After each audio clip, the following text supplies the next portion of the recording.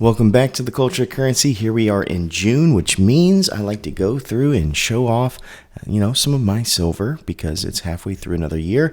I have before you a ton of African silver. Each of these is one of one, completely unique. I wanted to go through the different nations that issue silver that you are likely to see in the marketplace, what you can expect, series, things like that, so that you are best informed. And if there are things out there that you really are drawn to, you can go out and grab those things. Let's start off with the most recognizable one that most of you probably already have. Obviously, South Africa, the Krugerrand. It is a world elite bullion piece. It is one of those like the American Silver Eagle, the Kangaroo, the Maple, so on. Very recognizable. Has some cool security features. If you've not seen my video over this, I actually found one that most numismatists even didn't know existed using a high quality microscope hidden out in the mountains. So very, very cool piece here. The Krugerrand, that's South Africa. All right, next, Liberia. Liberia is a nation that used to do a lot of work back in the day with the Franklin Mint. The Franklin Mint is no longer around, but this is a sterling piece, which means 0.925 is what it would be stamped. And they do Scenes of America, which is really cool if you run across them. This one obviously is the Whiskey Rebellion. Big historic time for America. But that's Liberia up there in northern Africa. Up next, the Congo. Now, this is Republic of Congo, which is different from the Democratic Republic of Congo. If I can get it to focus, there we go. So this is the Republic of Congo, which is different from the Democratic Republic of Congo, even though they are separated by merely a river, if I remember correctly. But this is their piece. They do the Silverback series. Every single year, a different image of a silverback gorilla. I thought this one really cool because it's more geometric. It's not something we see. Normally we see a representation that is more on the classicist side. This being more interpretive and geometric, I thought that would be one that would be cool to have. Next, we go to one of the poorest nations in the entire world. So poor, in fact, that if I were to go there, I would be limited in the amount of currency I could exchange to be in their streets. This is Burundi. Burundi, and this is a older coin. I believe it's a 2015. Yes, it is. And it's upside down. Here we have some lions. We don't see these in the marketplace much anymore, Burundi being involved. Unfortunately, there was a time where a lot more nations were involved, and on occasion they do dip out, but on occasion new nations do pop in. Here is one that is fairly new to the marketplace. This is Equatorial Guinea. It's been a few years now that I've seen them in circulation. It is a beautiful coin, and I want to say that most of theirs are low mintage and proof like, or standard proof, and they do the giraffe. So every year it's a little bit of a different scene. So if you're somebody who loves giraffes, Equatorial Guinea is where I would start. Gorgeous there. Next, we go to Sierra Leone, and as you can see, Sierra Leone has an outstanding coat of arms, and in fact, Africa in general, if you like coat of arms, there's no better continent on earth that I would point you to than this, Sierra Leone. And that's because the diversity and the quality of their coat of arms are so cool. In Europe, they're pretty cool, but a lot of them will have lions or a lot of them will have eagles, and they kind of blend together if you don't know what to look for. But here in Africa, every single one seems to be completely independent of another. Sierra Leone has come into the scene of Silver Bullion here recently, and one of their cool series that they have been doing is Egyptian. Even though Egypt is a nation in Europe, they decided that, hey, that's a popular theme, and there was a gap in the marketplace, which there was, and so they took it over. So here is Tutankhamun. They obviously have other deities of ancient Egypt like Ra and Osiris and the like. There's an Anubis coin I just saw that looks really cool, in fact. But that is Sierra Leone. Let's move on to Somalia. Somalia out in Eastern Africa. Also a pretty impoverished area of the world, but they do create some beautiful, beautiful silver. So as you see, once again, a really cool coat of arms. And if you don't know the color scheme here, it's kind of like that Columbia light blue and white. It is gorgeous. But here is one of the cool series of the world. This is the African elephant. And they have this elephant series where the artwork changes every year. It is highly, highly collectible, and it is just gorgeous. I know we gave away on our channel one of these Somali elephants, I believe a few years ago, but it is fantastic. Somali elephants, they're known for their wildlife series. In fact, here is another from Somalia. See, same coat of arms, but this is a different wildlife series. This is going to be the leopard. These are going to be extremely low mintage. I want to say around the 10,000 mark. Artwork changing every year, of course. Gorgeous. And as you see, 4/9 silver, which we don't always see. Let's go next to Ghana. Ghana's interesting because they do have a coat of arms, and yet they decide to put the queen. Obviously this is older, would be King Charles. Now, here with the background of the rosettes, which tells you it's probably going to be a leopard because they're the ones that have rosettes. Cheetahs have spots. So, yes, this is a leopard series, but it is an interesting note that they have a monarch from a nation that they are not necessarily bound to, other than diplomatically, here on the obverse. But as stated, this is the African leopard. Really, really cool series. I've not seen a leopard I did not like come out of Ghana. Gorgeous piece. And all of these do go up in value, by the way. I'm not sure I have one that has just kind of stayed stagnant. Here's another one just to show you the diversity of this series. 2021 Ghana leopard. I believe the other one was a 2019. Really cool. All right, let's go to the Democratic Republic of Congo. Really cool coat of arms. We have a few coins from here. This is in their prehistoric series. And so right here we have a Leoplerodon, which is a short-necked plesiosaur. My capsule will smudge there. But it's a short-necked plesiosaur that was very, very popular in the times gone by. It would have been a very scary reptile. Yes, reptile. They breathe air.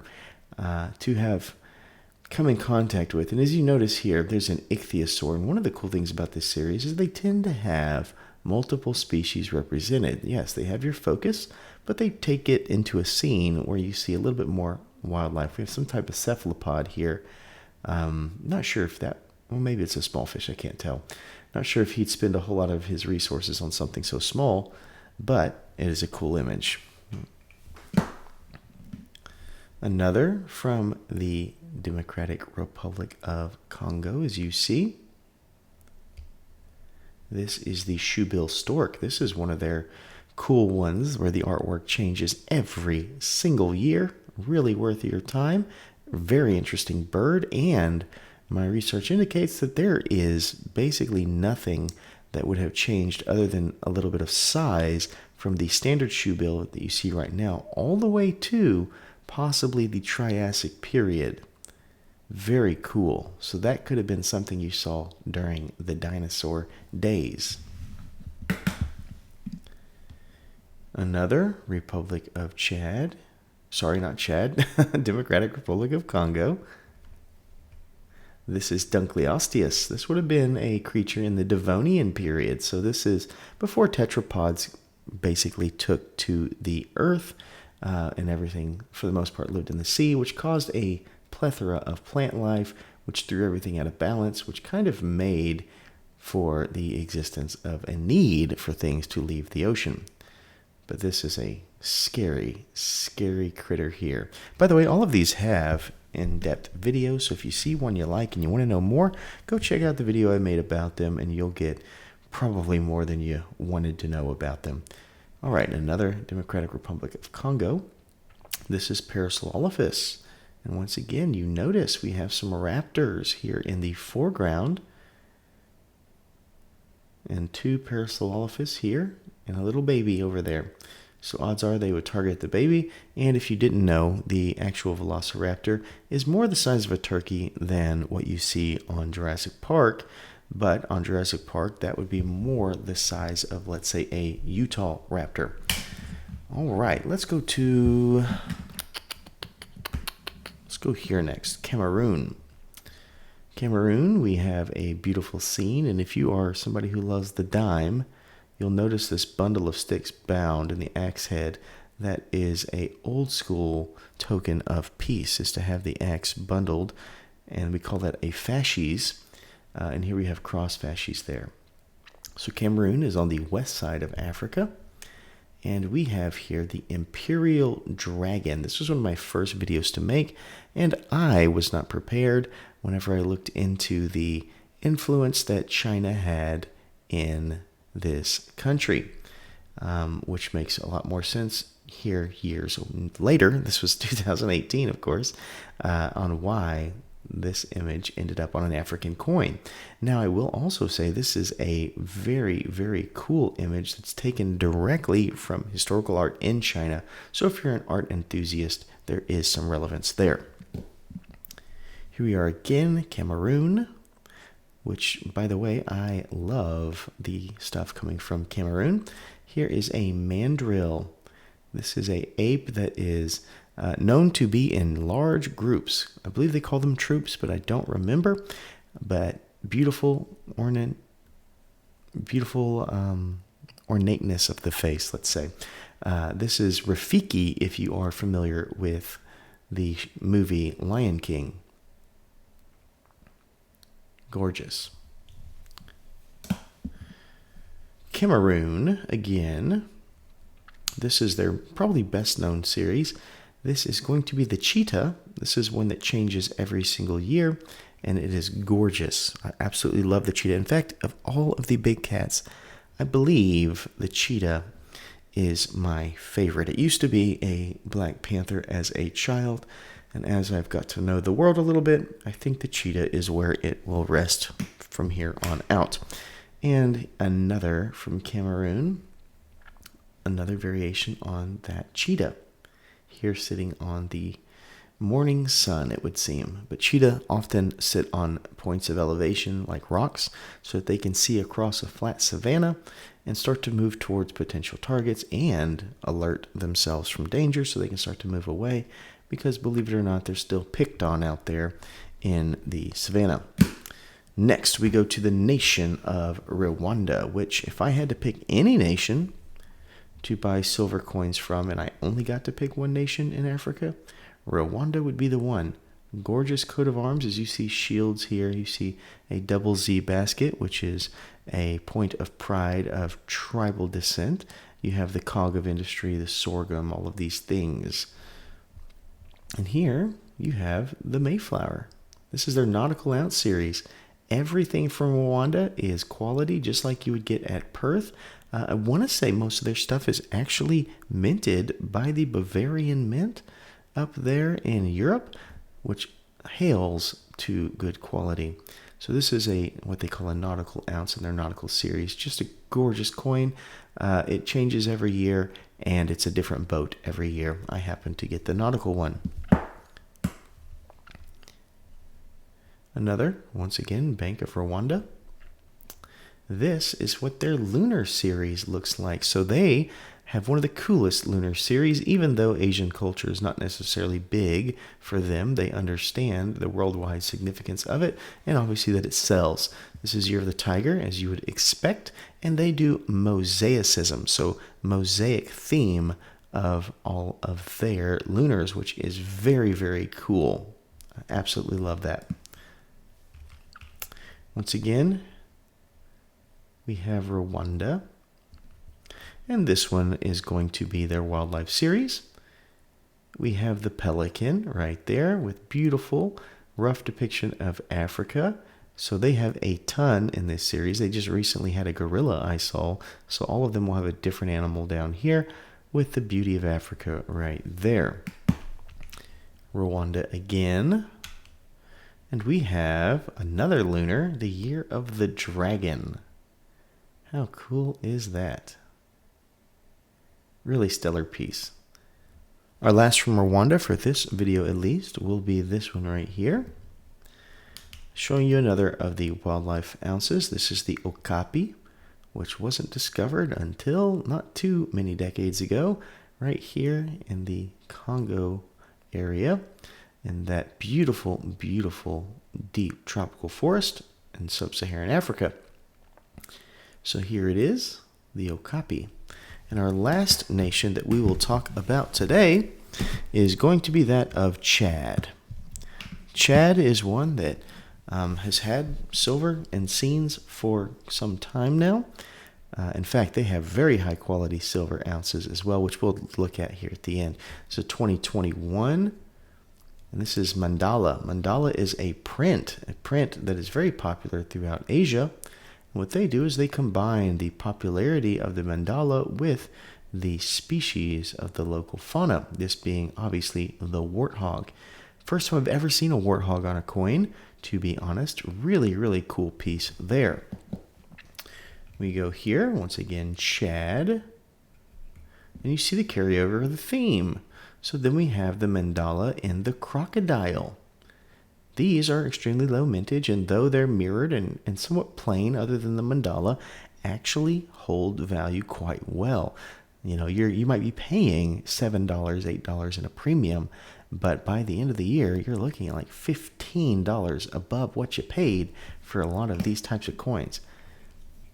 Chad, this was actually given to me by a viewer, and this is going to be in their Celtic series, so our patterns are now Celtic, and this is a wild horse. Really cool look there. And here is another from Chad. And so here in Chad, they decided instead of using African wildlife, this was their first, I believe their first look into prints from around the world, such as the mandala. And they went with Celtic animals. So this is a stag, probably a red stag or deer, with the Celtic look to it. So this was very low mintage as well. I want to say 5,000. And this series all had Celtic animals with Celtic print. And then when they went to mandala series, they changed it up and went to African animals with a different print. This is also from Chad. And I wanted to bring this out to show you that Chad and some other nations like Ghana actually have very high quality stuff too, if that's the type of thing you collect. This is the Zurong, issued, as you see here, by the nation of Chad. This is a 2-ounce piece. It is just world class, actually designed and minted by the mint there, the Spectres Mint in Singapore, where quality can actually be made for something like this. We have the god of fire in Asian culture, Zurong, here on Mars to to bring forward the merger of the Zurong rover, which is a Martian rover that the Chinese shot up to Mars to explore. So here is the god of fire, also named Zurong, here with the vermilion bird to make rough things plain, as they say. Look at that path he's created for the rover. And here are his twin dragons. Zurong is often seen with either a fire tiger or dragons here, one representing the flame, one representing the heat of fire. Really, really cool piece there to show you that, yes, we do have standard ounces of silver in these African nations, but we also have beautiful, beautiful pieces that are available to you depending on if you are available to buy them, because this is a spendy piece. It is a luxury piece, but if you're interested, I do have a discount code for pieces like this from the Spectres Mint. So that is what we have for you today. I hope you've enjoyed our walk through Africa. as you understand that there is beautiful silver out there, all kinds of it from all around the world. We'll probably do a different area here shortly. Maybe we'll do the Caribbean next. I don't know, whatever I'm feeling at the time. But that's what we have for you today. Thank you so much for tuning in. And as always, remember to stay classy and current with the culture of currency.